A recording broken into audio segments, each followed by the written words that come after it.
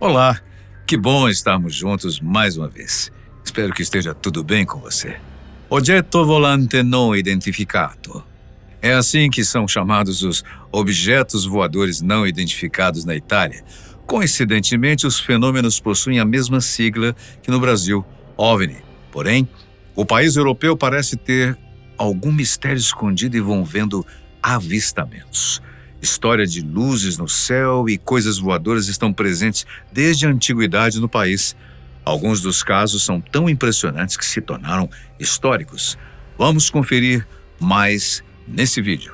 Em 2017, um misterioso vídeo mostrando um OVNI sobrevoando a Itália surgiu na internet. O objeto brilhava com uma luz esverdeada e exibia um formato esférico.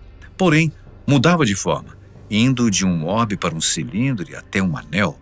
O avistamento aconteceu na cidade de Salento em janeiro de 2017. O vídeo foi postado no Facebook por Lucio Margiotta, um professor da Academia de Música de Salento. Margiotta observou o OVNI por volta das 8 da noite. Ele disse: avistamento de OVNI em 1º de setembro de 2017 por volta das 19h38. Eu não sei o que foi e como é para chamar, mas é muito estranho. Nas imagens, o estranho objeto muda de forma, tamanho e cor algumas vezes. O vídeo foi filmado em um celular com zoom no máximo e o professor afirmou que não aplicou filtros ou efeitos. Na época, não ficou claro o que era, mas algumas teorias surgiram ao afirmar que algumas transformações eram vindas do autofoco do celular. Isso poderia ter distorcido a imagem. Nigel Watson, autor do livro Manual de Investigação de OVNIs, disse ao Mail Online: é digno de nota que a luz distante só se transforma num anel quando Lucio Margiotta dá zoom nela, o que sugere que o sistema de foco automático da câmera está distorcendo a luz para produzir esse efeito incomum. Ele afirmou que seria interessante saber se as testemunhas viram essa luz se transformar ou se eles apenas viram uma luz distante. Nos comentários do vídeo, na época, internautas comentaram que a origem da luz poderia ser o planeta Vênus. O planeta é mais visível justamente nas 7h30 da noite até as 8. Outros espectadores rapidamente relacionaram o avistamento com vida alienígena.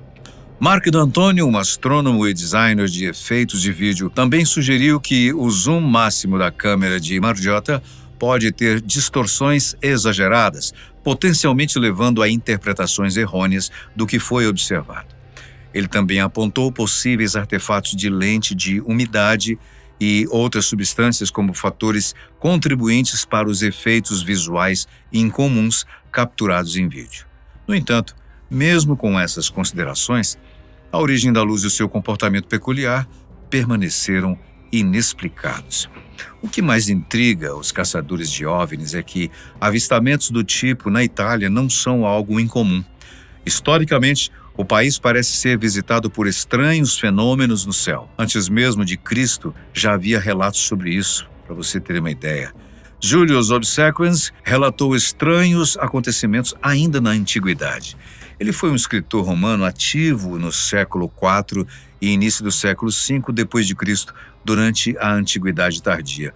A sua única obra conhecida é o Prodigiorum Liber, o Livro dos Prodígios, uma tabulação das maravilhas que ocorreram na República Romana e no início do Principado. O material para o Prodigiorum Liber foi amplamente extraído do Ab Urbi Condita Libri, do historiador Agostano Livius, do século I d.C. Livius narrou a história do Estado romano desde a sua origem até o início do período imperial, embora Julius o tenha usado seletivamente e às vezes adicionado interpretações dos presságios e incidentes que ele incluiu. O texto de Julius Obsequens frequentemente faz referência a eventos astronômicos e meteorológicos incomuns, entre eles chuvas de meteoros, cometas e parélios, ao lado de terremotos, nascimentos aberrantes, adivinhações e estátuas suando, chorando ou sangrando. Em sua obra, Julius afirma que aconteceu o seguinte no ano 100 a.C. Quando Múrios e Valério eram cônsules em Tarquínia, ao pôr do sol um objeto redondo como um globo um escudo redondo ou circular, seguiu seu caminho no céu de oeste para leste. Já no ano 91 a.C., o relato é o seguinte: em Aenaria, enquanto Livio Strozzo promulgava as leis no início da Guerra Italiana, ao nascer do sol houve um barulho terrível no céu e um globo de fogo apareceu queimando no norte. No território de Spoletum, um globo de fogo de cor dourada caiu na terra girando. Então pareceu aumentar de tamanho, ergueu-se da terra e ascendeu ao céu, onde obscureceu o sol com seu brilho. Ele girou em direção ao quadrante oriental do céu. Por fim, a sua pesquisa mostrou que, no ano 43 a.C., outro acontecimento estranho ocorreu. Algo como uma espécie de arma, um míssil, surgiu com um grande estrondo da terra e subiu para o céu. Nessa época, o termo míssil era utilizado para se referir a um projétil, qualquer que fosse, lançado por um objeto como um canhão, a catapulta, e que o dirigia até o alvo. A Itália parece tão amaldiçoada nesse quesito que, em 54, num jogo de futebol, foi encerrado por causa de estranhos objetos no céu. Vê se pode. E como é fanático o torcedor italiano, imagina a ira. Há 60 anos, OVNIs foram supostamente vistos sobrevoando o estádio Artemio Franchi, em Florença. Na ocasião, os times Fiorentina e Pistoiese se enfrentavam dentro do campo. O jogo, que aconteceu em 27 de outubro de 54, contava com cerca de 10 mil torcedores nas arquibancadas. No entanto, após o intervalo, o estádio ficou extremamente silencioso. Depois, um alto ruído subiu da multidão. Os espectadores deixaram de assistir ao jogo para olhar o céu. A partida, que estava em 6-2 para a Fiorentina, foi então paralisada. Um dos jogadores presentes foi Ardico Manini. Ele chegou a defender a Itália na Copa do Mundo daquele ano e disse, décadas depois, que se lembrava de tudo. Era algo que se parecia com um ovo e se movia devagar, bem devagar. Todo mundo estava olhando para cima e também havia um brilho caindo do céu, um brilho dourado, afirma ele.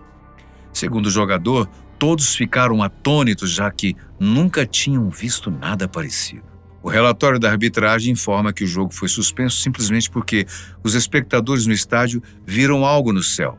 Um dos torcedores presentes, Didi Boni, disse que viu os objetos. A sua descrição, porém, foi diferente da de Manini. Eles estavam se movendo muito rápido e então apenas pararam. Tudo durou alguns poucos minutos. Eu os descreveria como charutos cubanos. Eles me lembravam os charutos pela aparência que tinham, explicou ele. Eu acredito que eram extraterrestres. E é isso que eu acredito, e não há outra explicação que eu possa dar a mim mesmo, completou. Rômulo Tucci, outro jogador que estava em campo, disse que todos estavam falando sobre alienígenas durante aqueles anos. Ele afirmou que enquanto todos falavam sobre OVNIs, eles tinham visto diretamente. A paralisação da partida virou notícia nos jornais italianos. Coincidência ou não, naquele mesmo dia, inúmeros relatos similares foram registrados por toda a região italiana da Toscana.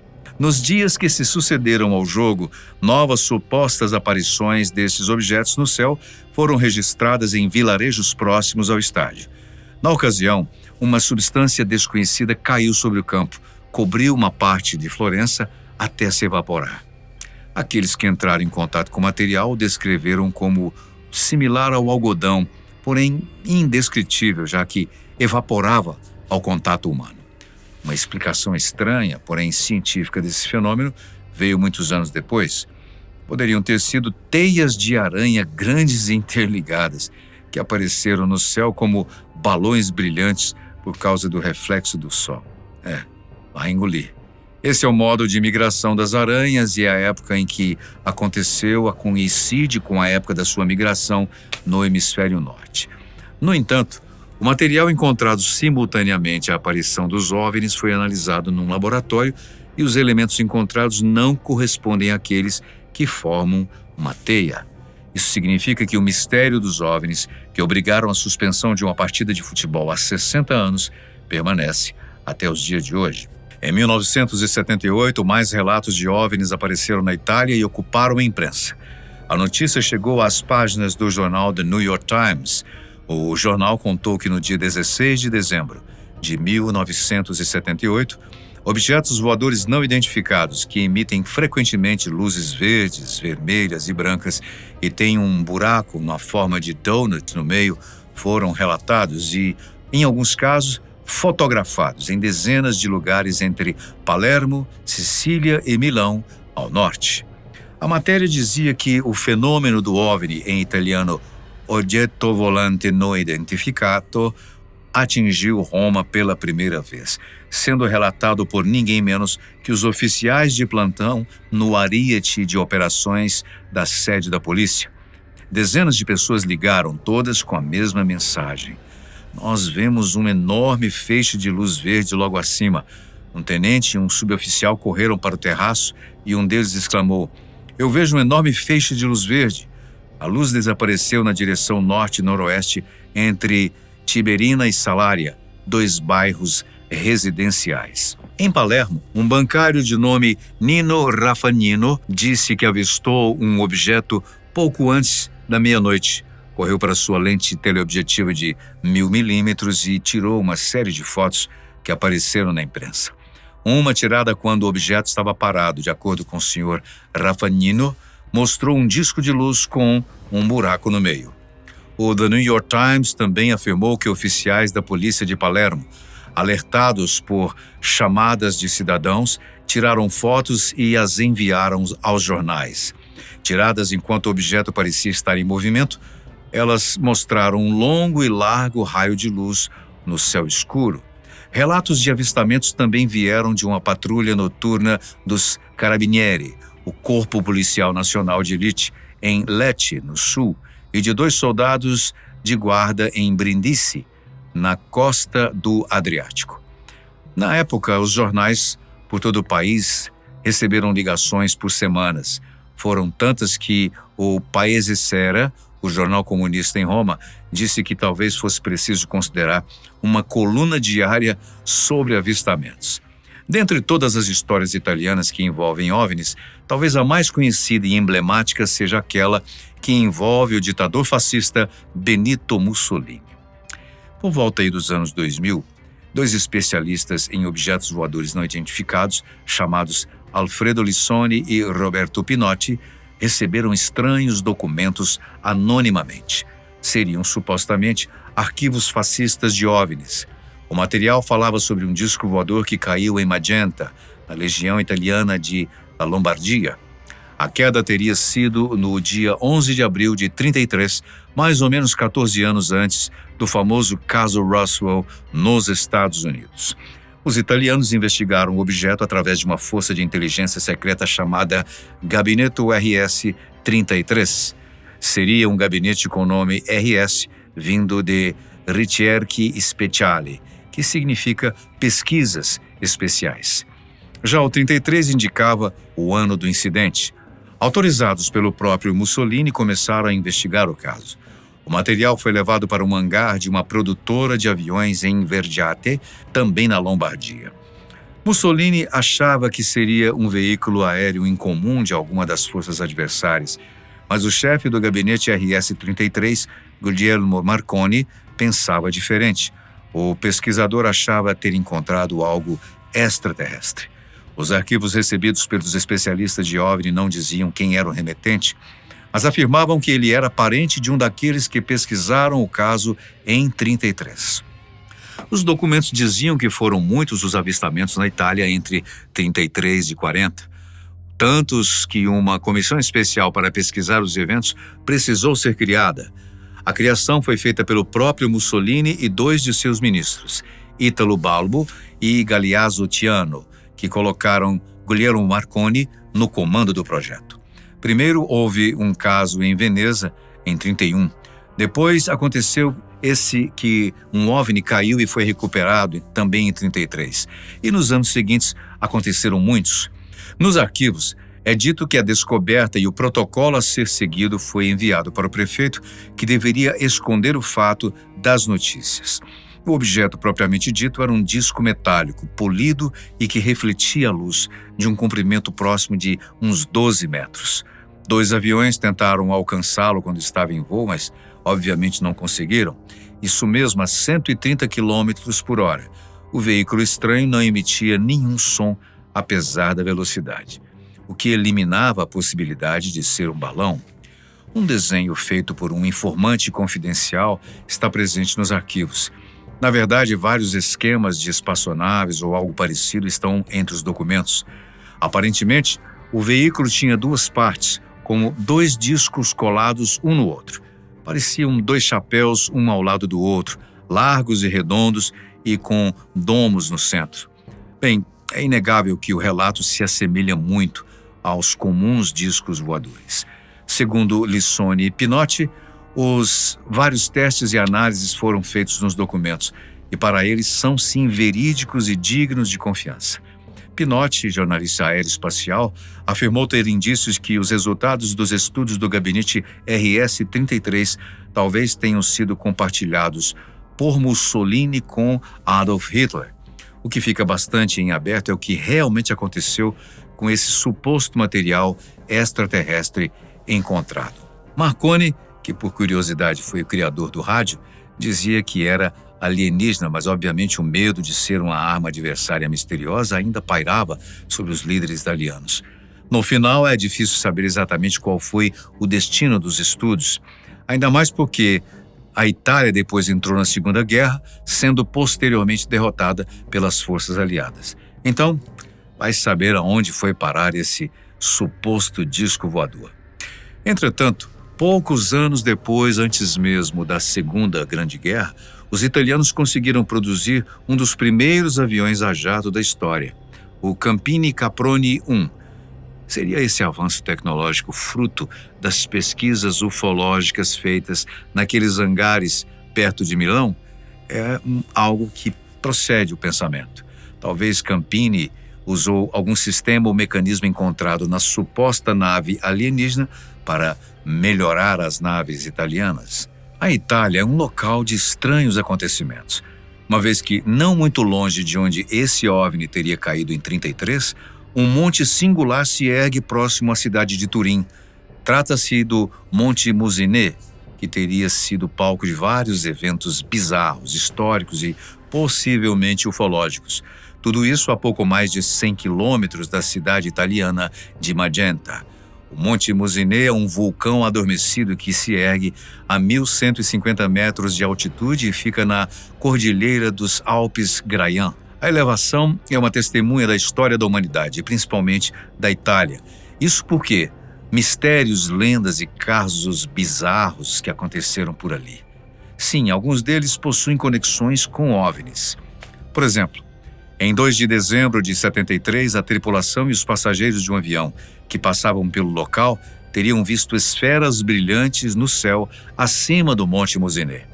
O avistamento gerou pânico entre as pessoas, mas nenhuma evidência do ocorrido foi encontrada depois. Em 1978, outro caso estranho. 2 jovens caminhavam pela região da encosta do monte quando viram uma luz estranha. Um deles, ao se aproximar demais da aparição, simplesmente desapareceu. Quando apareceu novamente, estava em estado de choque. Dizia coisas sem sentido e tinha uma enorme queimadura na perna. Sim, relatos bem semelhantes aos avistamentos e abduções que existem ao redor do globo. Mas, em resumo, parece haver algo de especial no território italiano que o faz ser propício para avistamentos. Não sabemos o que é e nem se esses objetos voadores são obra ou não de seres alienígenas. O que temos certeza é que os italianos costumam identificar estranhos objetos, fenômenos nos céus de suas cidades. Qual é a sua opinião sobre isso? Deixe nos comentários qual desses eventos você achou mais formidável e por qual motivo. Nós agradecemos a sua companhia, muitíssimo especial sempre. Nós nos vemos num próximo vídeo.